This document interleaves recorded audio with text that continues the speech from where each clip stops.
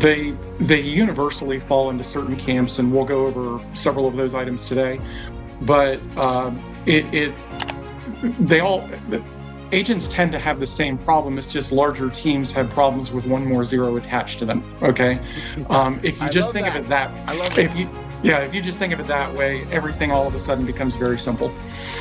Awesome. That's great. So, Hank, ballpark number, how many, teams have you analyzed? Is it a couple dozen? Is it a couple hundred? Oh, no. At this point, I've literally looked at thousands of agent profit and loss statements because when I got into my first KW office, 2012. Okay. All right, folks, we're back. We're back for a new one. And I've got something special for you guys today, right? We've got Hank Sorensen. And the reason I got connected with Hank is that, we're in a real estate forum together, and Hank was commenting on something that I just know to be true, but no one ever says out loud, right? I was talking specifically about kind of agents' failure to focus on their profit margins, on their profit and loss statement, and to really take action on that. And I was like, well, 100%. Like, Hank, how'd you know? Because no one talks about that. It's a little bit of the dirty secret of the industry. The top producers love talking about their units sold and their volume. And, those are big numbers. But very few leaders in this industry talk about profit margin, like net profit, how much money they're making. Because I feel that it tells a very different story a lot of times. And I've personally spoken to team leaders in private, one-on-one, and they said, Gus, when I got to 100 transactions, I managed to make less money than when I was doing 50 transactions. So their profit went down. Their profit went down as they scaled up their business. And, and they were embarrassed by that. There's a lot of, embarrassment and humiliation, and like, they don't know what to do. And I feel that when we find topics like this, I think it's healthy, useful, valuable to shed some light on it, right? So I'm here to talk to Hank. I'm going to be the voice of the agent because I know you guys. I know my audience. I know agents.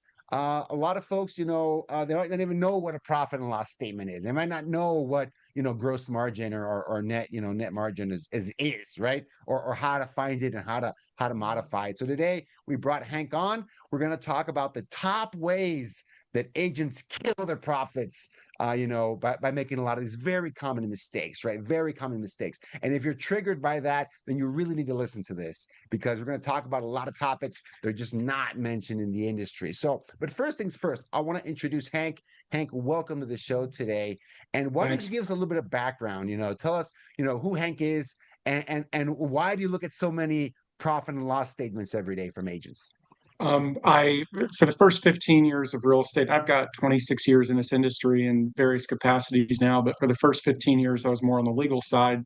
2012, I came in to manage a KW office, and I'm managing my third one in the Orlando area. But I also look at profit and loss statements for a company called Alchemy of Money. And as a result of that, for many years, I've looked at agents that are doing 7 million on the low end on volume to agents doing 6 million in GCI on the high end. Okay. And all points in between. But I'll routinely look at P&Ls for teams doing 1.4, 2.2, 2.6 million in GCI. And they universally fall into certain camps, and we'll go over several of those items today. But agents tend to have the same problem. It's just larger teams have problems with one more zero attached to them. Okay, if you just think of it that, I love it. If you just think of it that way, everything all of a sudden becomes very simple. Awesome. That's great. So, Hank, ballpark number, how many, teams have you analyzed? Is it a couple dozen? Is it a couple hundred? Oh, no. At this point, I've literally looked at thousands of agent profit and loss statements because when I got into my first KW office, 2012, it's a company historically known for producing reports, and so I had instantly become familiar with numbers because I didn't pay much attention to it before 2012, but for some reason numbers just click in my brain. And now if something doesn't make sense on a piece of paper numerically, then it just doesn't make sense in my head. But 2014, I started requiring the agents on my agent leadership council. And for those that don't know what that is, it's a group of high producing agents that come in and they help me run the office. And but I started, let's just say, I'll loosely use the word mandating that they produce their profit and loss statement as a requirement to get in the room to meet with me once a month. And it wasn't so much as me demanding that for me to act as a check and balance on them. It was for them to act as a check and balance on each other. Okay. So that they could question each other. Hey, I saw this number move this way. Why did you do that? Hey, why did you get rid of that lead source? Talk to me about why your personnel costs are so high. Your payroll costs are so high. And I'll never forget this. I started requiring that in 2014. And in late 2015, early 2016, I walked in on a meeting of this group, and we had a buffet table there with a lunch on it. And so there were two agents in there, $17 million producer and a $25 million producer. And they were already talking about items on their profit and loss statement. Okay. And this was about a year into this being a requirement to get in the room. I was preparing my lunch. I didn't say a word to them. I just was listening. Okay. I sat up at the head of the table, which was my seat. All of the agents filtered in around them because there were about 8 or 9 people in this group. And long story short, for the first 20 minutes of this meeting, all these agents were jumping in and debating numbers and everything. And all of a sudden, everybody came to the realization at about the same time that they had been talking for 20 minutes and I hadn't said a word, and it was my meeting. Okay. And so they all looked at me like, oh, we're sorry. And I'm like, no, this is exactly why I had you guys produce these P&Ls so that you could act as a check and balance on each other's business. And they found that to be one of the most valuable things that was part of the meeting each month. I love that because that's not a normal thing. I mean, I don't think that really happens. People would rather talk. I mean, I'm kind of joking, kind of not. People would rather talk about their sex life than their business number, like their number, like their financials, right? A lot of times, and that's only a mild exaggeration, not that much of an exaggeration. But sounds like you created a kind of a framework and a culture where you kind of created a safe space of sorts where people could, with knowledge, because looking at these numbers in a vacuum doesn't mean anything. Right? It's very hard to know what's right, what's wrong if you have nothing to compare against. It's very difficult. So you created an environment where you gave them the tools and the language to have a really educated discussion, because that's what matters in a business. And so they could benchmark against each other. 100%. Yeah, I love that, because I was on an ALC. I was a member of an ALC for a couple of years in my KW. I'm a former KW agent, KW Market Center, and that was a great group. For like I said, top performers typically had been there in the brokerage for a long time, in the business for a long time. So I learned a lot from that group. This would have been even better. But let's get started. Hank. So for the people that for the novices in the room, the lay people, what is a P&L and how do you generate one? If, let's say I want to go to Hank's monthly meeting, what do I need to know? Well, so let's break it down real simple. In a financial analysis of any business whatsoever, there are 3 potential business financial statements that you can look at. One being the profit and loss statement, one being the balance sheet, and one being the cash flow statement. Okay, I've only ever seen cash flow statements on 3 businesses, 3 agent businesses, and all of those were very, very, very large businesses. Okay, so let's forget that. Let's just toss that to the wayside, because unless you've got just an absolutely huge agent business, then you don't need that. Balance sheet, it's a description, it's a snapshot in time, say May 31st of 2025, on what you own and what you owe. Okay. And a balance sheet is really simple. A house is a balance sheet. There's the asset, there's the debt against it, and the equity that's left as a result from it. That's all a balance sheet is. So it just gives you a snapshot in time. Profit and loss statement. The profit and loss statement is going to give you the most insights out of your business. It is a lag measure. It tells you what's happened before and the results of your decisions that you made in the past. It's going to have revenues at the top. Depending on the size of your business, you might have cost of sale, which you're going to subtract from the revenue. The cost of sale is just the most direct expenses that helped you get the revenue in the front door to begin with. And then below the cost of sale, you're going to have expenses, just general expenses of the business. And we'll get into that in a bit. And then hopefully the number at the bottom is positive. And you've got less expenses and cost of sale than you've got revenue. So at the end of the day, you're doing this on a monthly basis. But what I found, and I'm sure we'll get into this in a little bit, what I found, if you just do this monthly and just look at a 1 month P&L, say October of 2024, it'll tell you whether or not you made a profit that month, but you can't get a lot of insights out of it because it's a snapshot in time, just 1 month. You're not comparing it against prior months or prior quarters or prior years. And there are different formats of P&Ls, and they all have their different uses, but the one format that I've always found more useful than anything else is what's called a rolling 12 P&L, where the 13th month just drops off and you add the latest month to the end. So you've got 12 months of being able to look at trends going up and down and back and forth. And if your listeners, readers, if your listeners get anything out of today's video at all, the thing that I would want to impress upon them is this. And I used to have to consciously do what I'm about to describe, but now it just happens in about 2.7 seconds when I look at a P&L. I ask myself 4 questions, okay? 4 questions. What's there that shouldn't be there? What's not there that should be there? What's moving that shouldn't be moving? And what's not moving that should be moving? And if you ask yourself those 4 questions, and you look at the support and the detail, the invoices behind your answers to those questions, and you don't get more questions that you have to ask, you're just not looking hard enough. Okay. I've never found an agent business that looked so clean that I've asked myself those 4 questions and gone, what are you kidding me? This is beautiful. I have nothing to counsel on. I've never said that ever once. Gotcha. 100%. So it always gives you insightful information that leads to better questions, like really good questions on what can be improved, what can be changed, what should go up, what should go down. 100%. So, well, now that we got a level playing field, I think people understand kind of what that is. Oh, and one last question, Hank, at the bottom of that, the quote unquote bottom line of your profit and loss statement, that's profit, right? Or lack thereof. If it's negative, well, you loss, right? So it's profit. That's the number we want to get to. That's really what it means, right? Income, expenses, cost of goods, expenses, and then profit, bottom line profit, right? Bottom line profit, I would call it. And if you talk to 3 financial people, they might give you 4 opinions on what I'm about to say. I call the number at the bottom of the page usually operating profit, meaning that's just the profit that you made or didn't make from operating the business. Okay.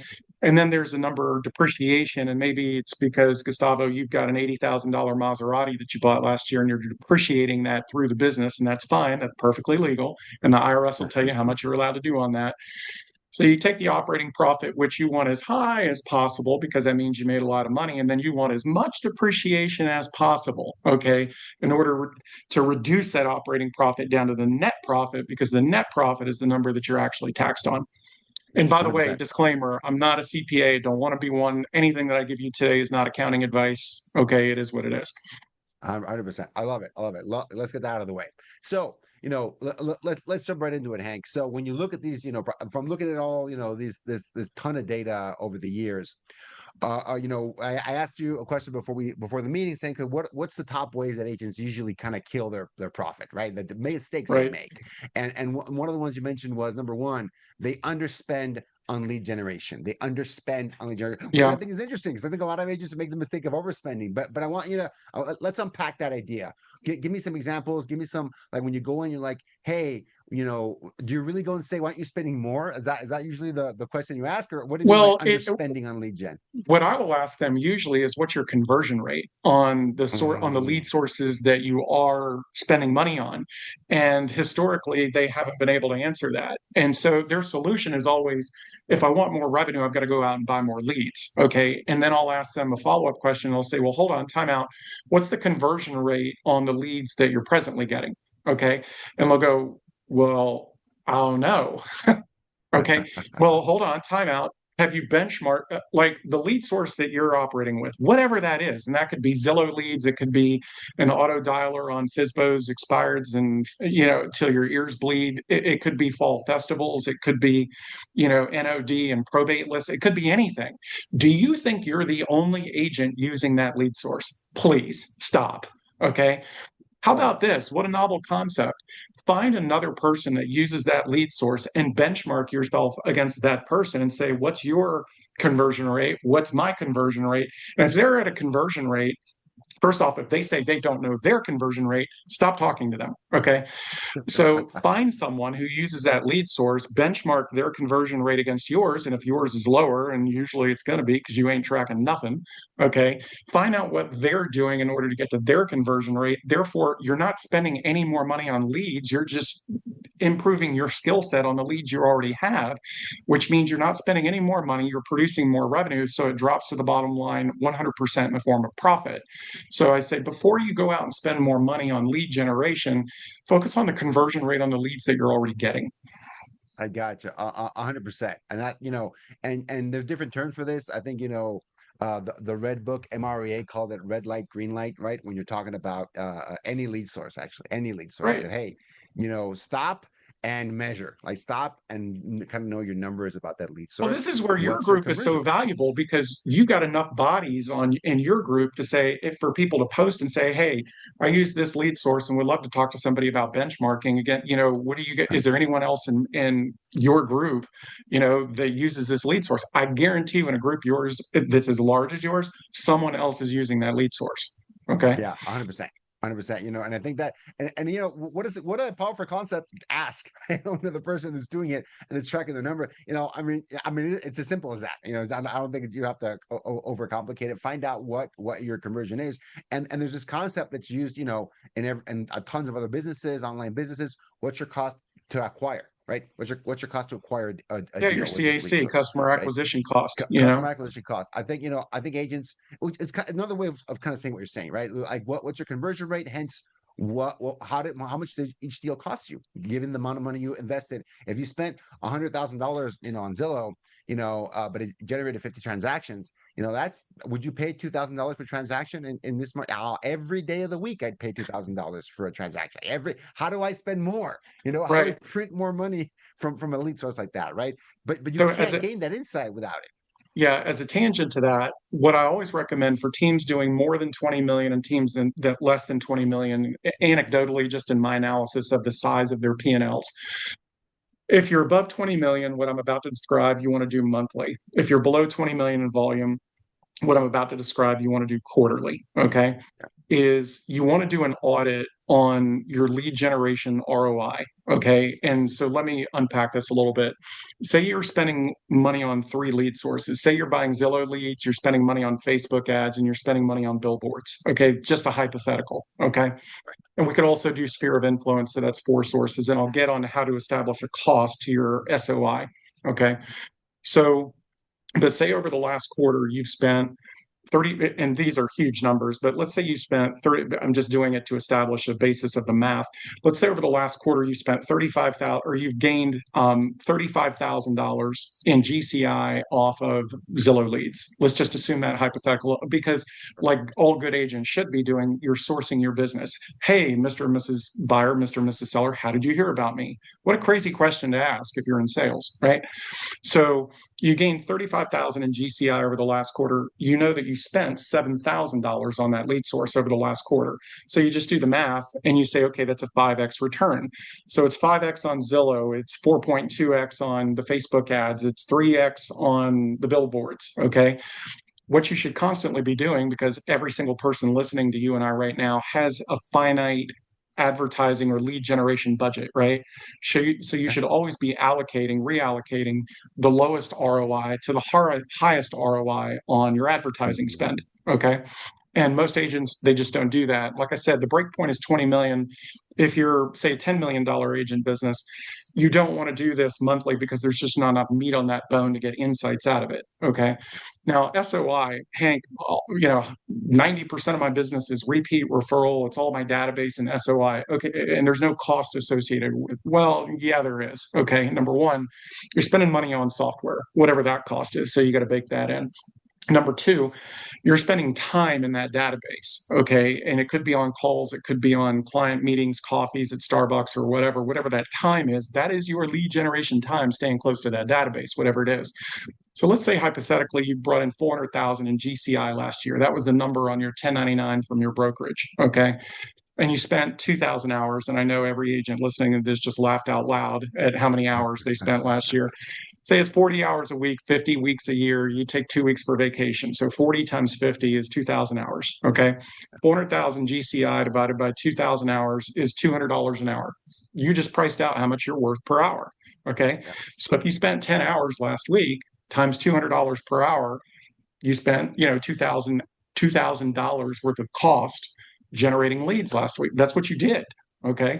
So that's the easiest way to value your SOI as far as what the cost is. Okay. And so if you say, hey, I brought in $10,000 of GCI on my sphere of influence, great. And I spent $2,000 of my time, great. You've got a 5X return on it.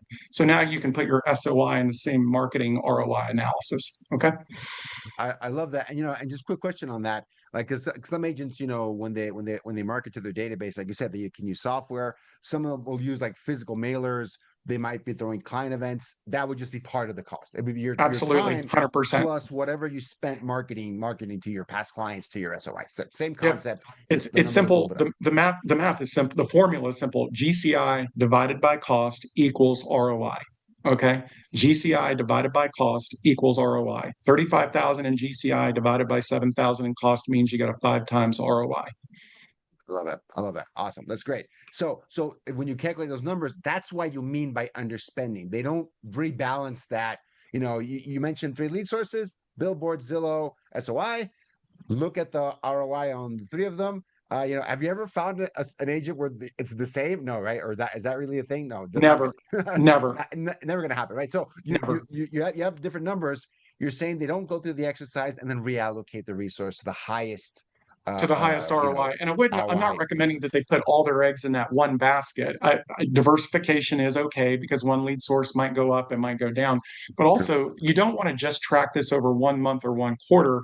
You want to look back historically at 4 quarters and see one of them is usually trending this way, another one is trending this way, and another one might be trending that way. So the one that's doing this, you might take, say, a third of that spend, reallocate it toward this source, okay, and see what happens. Okay. And you're constantly doing, like you said, the red light, green light thing. I love that. So that's what you mean by underspending on lead gen. They're underspending on the lead gen that works the best. And then or that's growing or that's giving them a really good ROI. Yep. 100%. I love that. All that. Cool. Let's look at number 2. Let's jump into this. So overspending on payroll. I have a reason to like this one. Overspending on payroll. Can you unpack that? Like, can we give a specific? Let's get as specific as possible, because I know every agent that I know, they hate payroll. They're like, it's kind of the shock of becoming a true business owner. You have people you have to pay every single week, every couple of weeks. Like, oh my god, agents hate payroll. How do they get to the position where they're overspending on payroll? What does that mean? Yeah. So if you look in the back of the MREA, the Millionaire Real Estate Agent book, it recommends an 11 to 12% ish on payroll, or I think it's page 193 that goes over those expenses as well.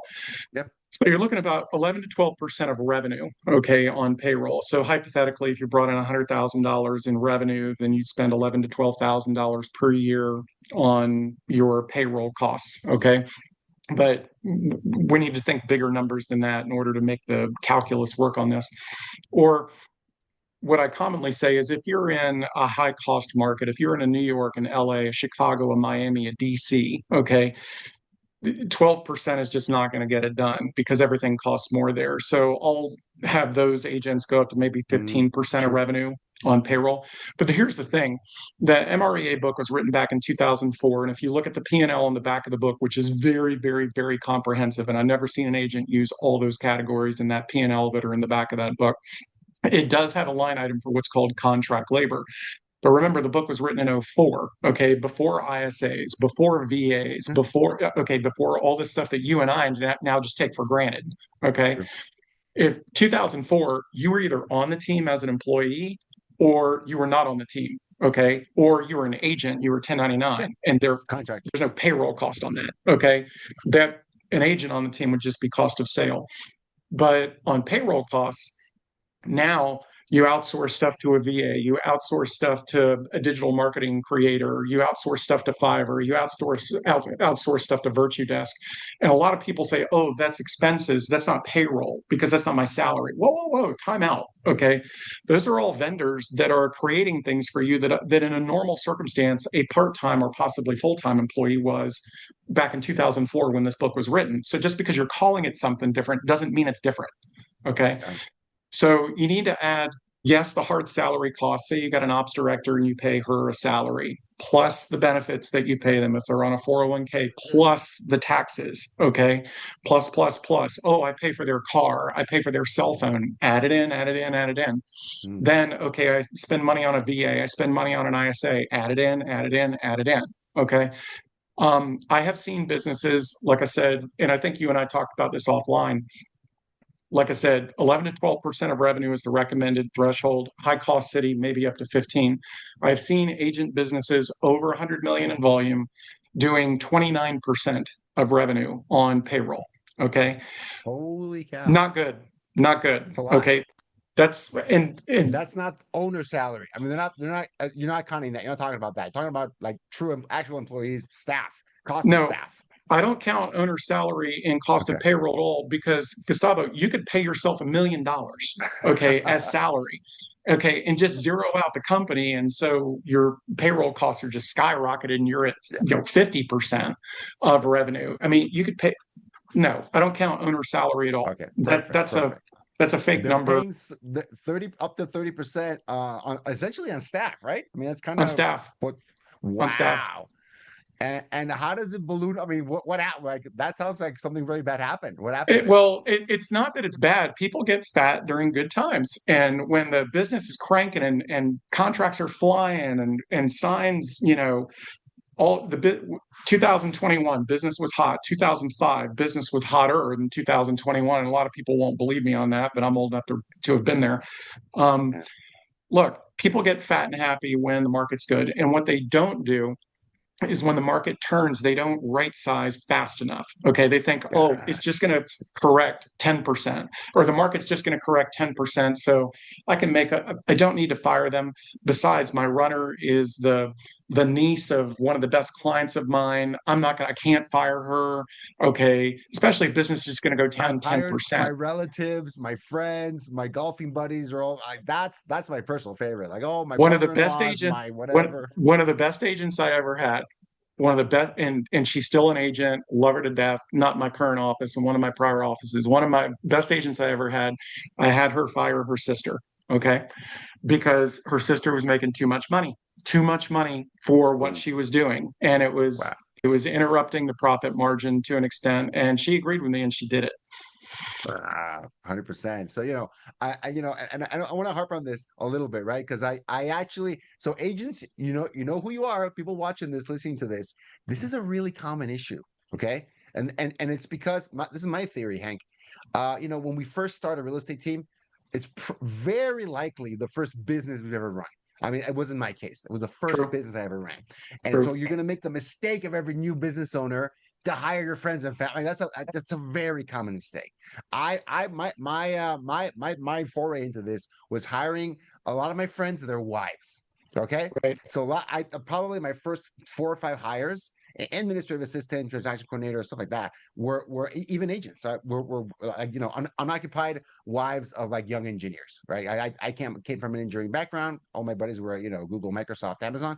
Hey, your wife's not doing anything, super smart, well educated, kind of nothing to do. Bring them over here. So because of what Hank just mentioned, right? Like, sure, we're not, and when things are great, that was fine. And when things are not so great, you're very resistant to make any of those changes. It's very awkward very quickly.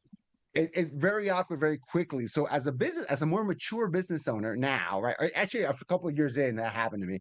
I do not bring anyone on the team I wouldn't be very comfortable firing if I had to. Because actually, they might be doing a fine job, actually, right? They might be doing exactly what I'm asking them to do. I still might have to let them go. And that's just business, right? That's just nothing personal. Or you could just resign yourself to the fact that your Thanksgiving dinners are going to be very uncomfortable for the rest of your life. Okay. Very awkward, very awkward. It could be very awkward very quickly. So I want to call that out because that is such a common issue It with a is. lot of real estate agents. We have to be mindful of that, and you see like a little bump on the P&L. There's a lot of emotional, work behind that sometimes, right? You get to kind of power through it. So people get fat on it. They might hire a marketing assistant and then a runner and then a photographer, get them on staff. Why not? Yep. And that's so it's like what is it? What is it? Creep. It's expense creep, or It's expense creep. yeah, expense creep, and then it happens, gradually, and then suddenly, it becomes a problem. Yep. 100%. I love that one. That one, very, very straightforward. I totally get it, and especially the part about not adjusting fast enough. Like that's just Yep. like 100% what you need to do. Actually, I have to, I was with Keller Williams, during the last cycle, the and even during COVID, right? It was with KW during COVID, the first few months of COVID, where they just went to the mattresses and said, look at your P&L and start not cutting, but Cut. slashing, Like, right? Like, 20, 30% in right. 30 days, because Yep. they knew it was, again, COVID ended up being not that bad for us, but we didn't know. I think was the most important part. And while we didn't know, you can go out of business very quickly while you figure things out, while the market shakes out. So I think that's such a key piece, adapting. And I don't think businesses don't really go out of business by getting leaner too fast. That's not really a thing. It's getting fat and not Nope. moving that's going to kill you. That's usually like 99 times out of 100. It's you got too fat versus, it got too thin. Not really. At least in a service-based business like us, that's not really a thing, right? So anyways, great point. Next one. This I'm going to need some help with this one. This is number 3. Don't properly use the meals, gifts, and entertainment expense. Agents don't properly use that, and they're going to affect their profit. What do you mean by that, Hank? Yeah, they'll by not. I call it MG&E. They don't properly use the meals, gifts, and entertainment because they'll ascribe something to meals, gifts, and entertainment, which they'll ascribe something to the meals expense, which might only be 50% deductible, when it was really more of a client event, which is 100% deductible. Okay, and I'll give you a perfect example. A client of mine sends agents to has a significant portion of her database that she invites periodically every spring to baseball games. There's a side of a college, first base side, 80 people. And for a specific amount, like $2,000, $4,000, she can rent out the side of it. And she's done this for a couple of years now. Great event, kid friendly. For a specific amount, they'll have sodas, hot dogs, and stuff. Liquor, clients have to pay for themselves, of course. But if she was to put that under client meals, then that would only be 50% deductible. But because it's a client event, she can have vendors pay for it. And honestly, it can be a zero expense, or actually be a profit center for her. Okay. Because she's got mortgage, she's got title paying for it. So that's something that I get into the weeds with the clients and say, okay, tell me exactly where you hosted it. Tell me exactly, what the food was that was served. Tell me exactly, who the vendors were that potentially offset it. So we gave them the weeds on that, just so I make sure that it's allocated correctly. Also, if you have a team, say Gustavo has a good sized team, and you invite your team in periodically, once a month, twice a month, in order to have team meetings, those are fully expensable. Okay. That's not a 50%. That wasn't a client. That's your team meeting, and you're supplying, meals for the team. Let's say you buy a table at a local luncheon for a Chamber of Commerce event, and, that's a $500 table, and you're sponsoring that table for purposes of the Chamber of Commerce. That's not 50% deductible because it's the client. You took your team there, so that's 100% deductible. Okay. Interesting. Okay. Yeah. So that's something, and that's a benefit to the team, where you can, say to the team, hey, I do, because your buyer's agents are always coming to you, I don't get any value out of the team, blah, blah, blah. And you can say, yeah, I took you to Chamber of Commerce event, and I paid for your, what does Gene Rivers call it? He calls it rubber chicken and banquet beans. So I love that. Love Gene. 100%. 100%. Yeah, no, I love Gene too. So that's great. Thank you for explaining that one, because that's really about, you're not maximizing that deduction, not really using it to its full extent. And 50% is a big number. It's not a small, probably not a small detail. So I love that. Next one, number 4. You don't properly use the office supplies expense. What does that mean? Go for it. So depending on the state that your agents are in, I highly, highly, highly recommend that they talk to their accountant about a potential deduction for a home office expense. Okay.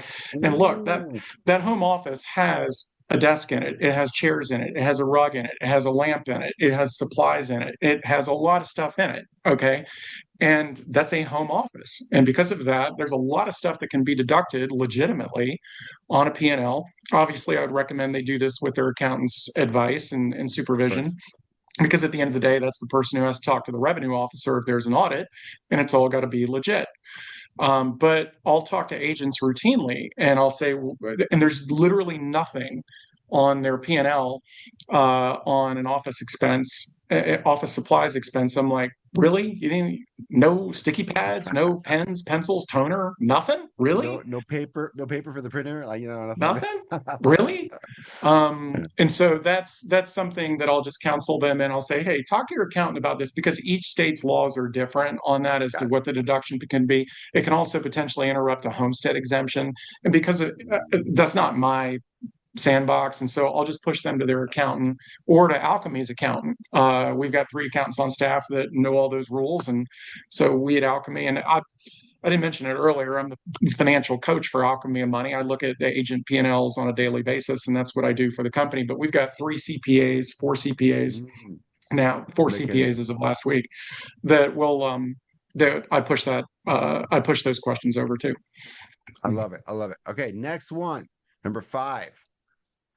Don't properly use their auto expenses as a deduction. And the first thing that comes to mind, I might be totally off here, is that all those mileage tracking apps that we never use. Be honest, guys, you know what I'm talking about. You never properly track your mileage.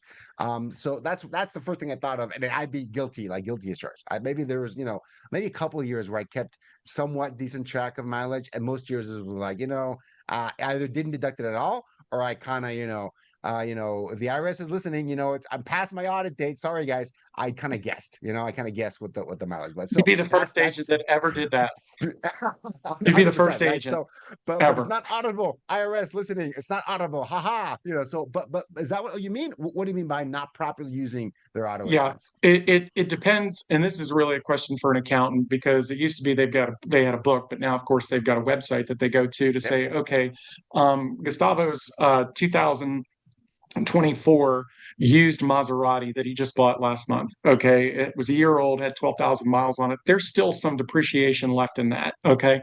And you can either itemize the deductions associated with the auto, or you can take the depreciation, but you can't have both. Okay. You got to do one or the other. And let's say hypothetically, the accountant says, Gustavo, you've got to use the depreciation schedules here. And you'll say, okay, great. And they'll do it. They'll tell you the amounts, and maybe they've got straight line depreciation or accelerated depreciation. Who knows? That's for the accountant to tell you based on how your business is structured. But because the typical agent will drive 30 to 40,000 miles in a year, that vehicle gets fully depreciated pretty darn quick. Okay. So let's say you've got a 6-year-old Toyota Camry or something like that. It's going to be fully depreciated after 6 years. If you're an agent, I guarantee it. Okay. So now you've got to itemize all of the expenses associated with that vehicle. And of course, you're going to have gas, you're going to have repairs and maintenance, you're going to have car insurance. That is amazingly the one that I see missed most of all, is the car insurance. I'm like, how you missed that? Okay. All right. That's a lot. You got tolls and parking. The one thing that I have been asked repeatedly, and I've never seen it justifiable on expense, is they say, hey, can I write off that ticket?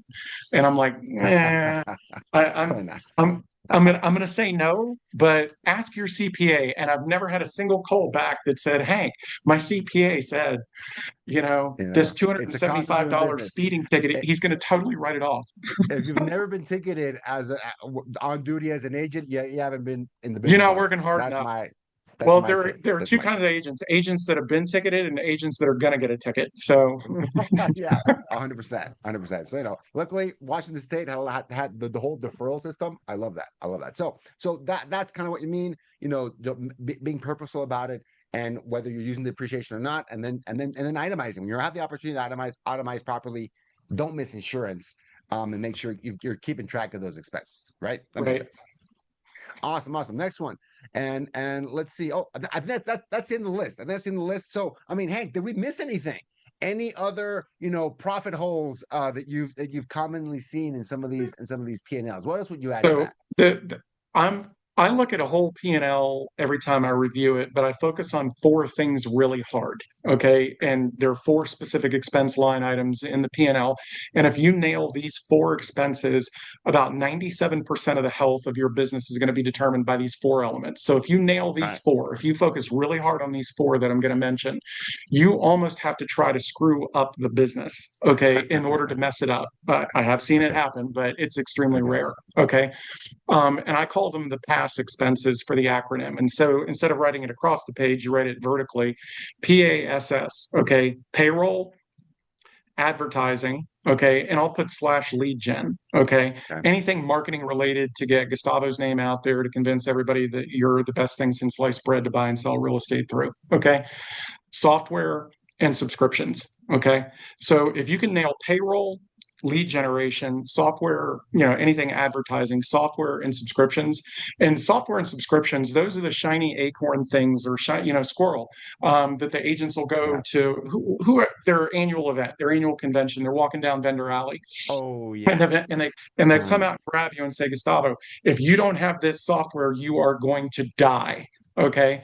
And you call me up and you're like, Hank, and gosh, and why I'm saying this, because this has never happened before.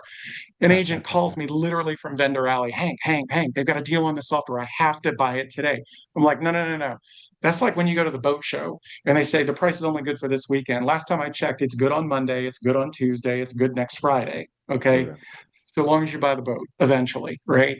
They're still going to give you the bargain. It ain't good just today. So let's talk about this. Let's get back, look at your budget, make sure that it fits, see what you're going to do with it. Are you depending on other people to police this and hold people accountable? What's the likelihood that they're actually going to do that? What's the reliability on it? What's the ROI you expect on it?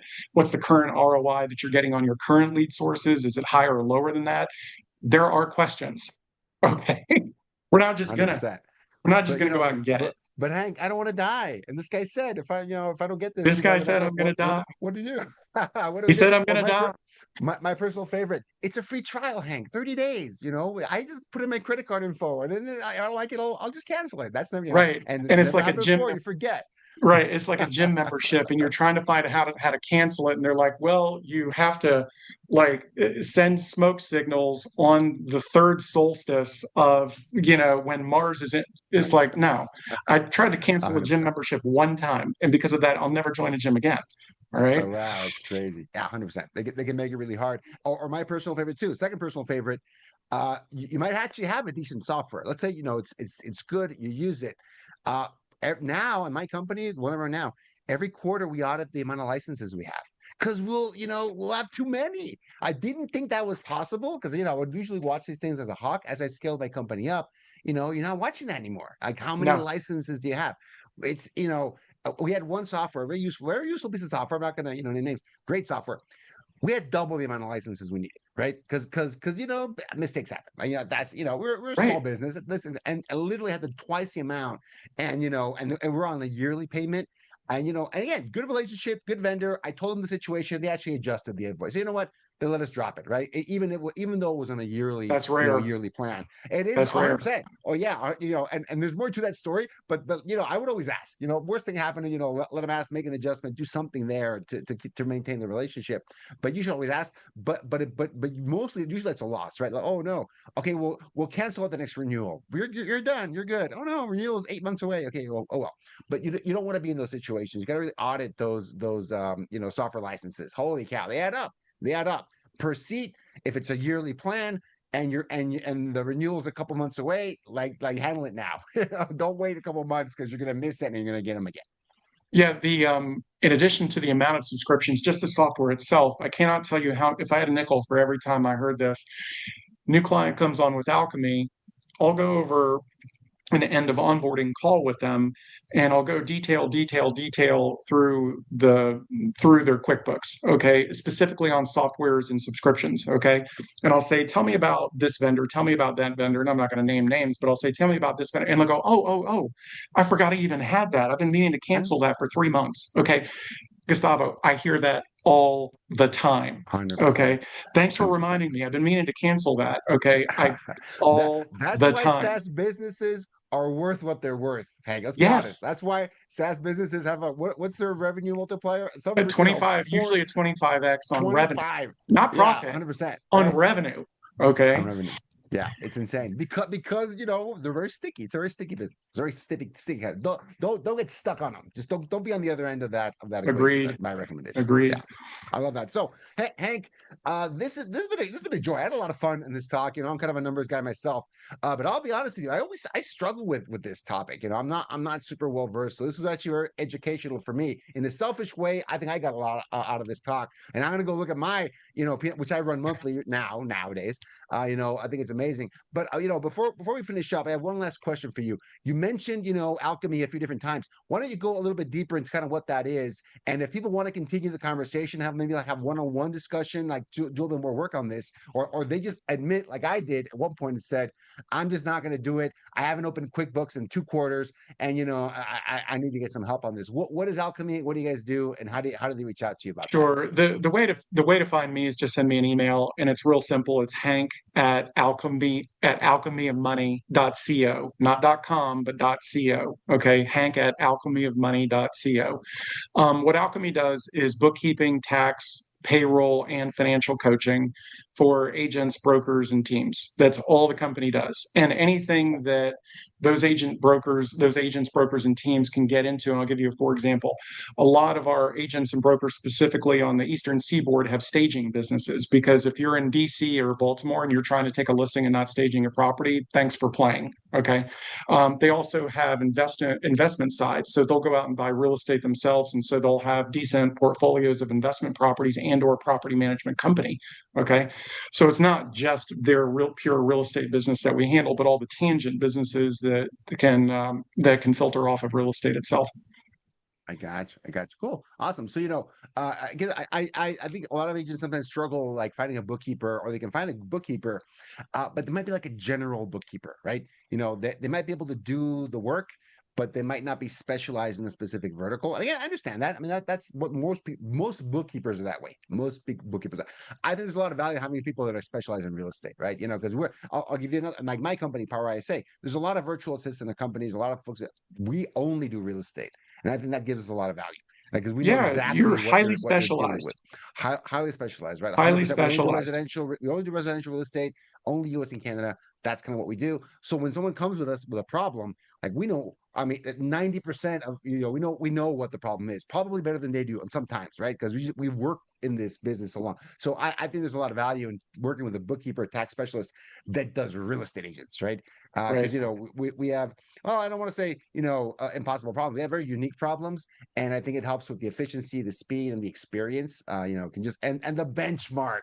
That was my biggest thing, with my CPA and bookkeeper before. Like they just didn't. They couldn't give me any advice. They just didn't know the business well enough, and then I never talked to anybody at my scale and my size and that kind of thing. So I think that alone, there's a ton of value. And talking to someone that knows what a business that's at $1 million in GCI, like what their numbers should be, What's this right? supposed to look Like like? And your what account, it's and supposed to look like. you run into this all the time in your ISA business where they might do this type of business on Monday at 8 o'clock, and this type of business, a different type of business Monday at 8:30, and a different type of business at 9.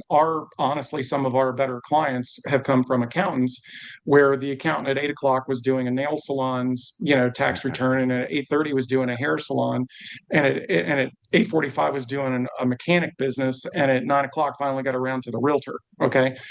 That CPA, and look, they might be a great CPA, but they can't be proactive and tell the agent what they should and should not be doing with their They, business. And they because don't have we time to. specialize in it, we do. Yeah. They're not looking at the like real estate rules. They're not looking at the real Right. estate case studies. They're just, and I don't think you really can expect them to, right? So I value specialization a ton, guys. If you're a real estate agent and you need help with this, you should reach out to Hank and his team. I think it'd be a no brainer.